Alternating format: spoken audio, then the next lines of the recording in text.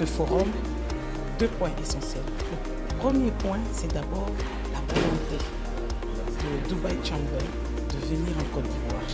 C'est un pas que je qualifierais d'extraordinaire parce que c'est la première fois que nous avons Dubai Chamber qui vient en Côte d'Ivoire et qui vient avec une forte délégation d'hommes d'affaires. Donc le secteur privé émiraté commence véritablement à s'intéresser à la Côte d'Ivoire. Le deuxième point, vu la forte mobilisation de nos acteurs nationaux, c'est l'intérêt que nos acteurs nationaux ont porté à l'événement pour participer à cet événement.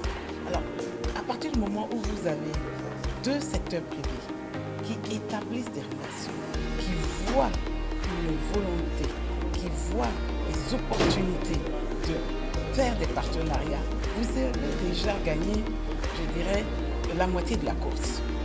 Il s'agira aujourd'hui de construire de véritables partenariats. Les hommes d'affaires émiratis, les hommes d'affaires ivoiriens, pour s'inscrire dans le moteur du développement en Côte d'Ivoire.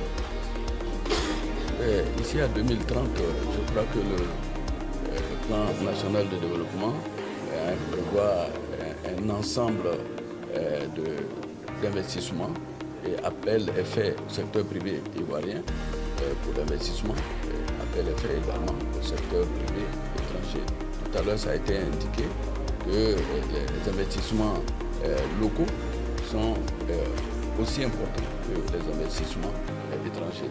Donc, nous souhaitons que les autres viennent nous appuyer pour construire notre pays, participer au développement de la Côte d'Ivoire et les secteurs privés des différents pays, c'est-à-dire étrangers comme Côte d'Ivoire, qu'ensemble puissent aider à atteindre les objectifs fixés par le chef de l'État.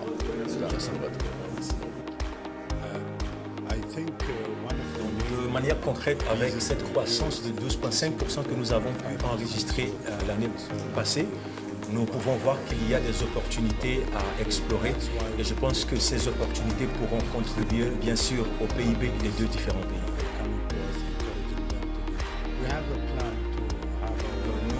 Nous avons l'Afrique au cœur même de nos projets pour l'avenir et nous espérons d'ici 2030 ouvrir plus de 50 bureaux en Afrique et cette semaine même nous avons pu voir le 7e bureau qui a été implanté en Afrique. Et je pense qu'avec tout ce que nous sommes en train de faire, nous allons continuer à œuvrer dans ce sens-là.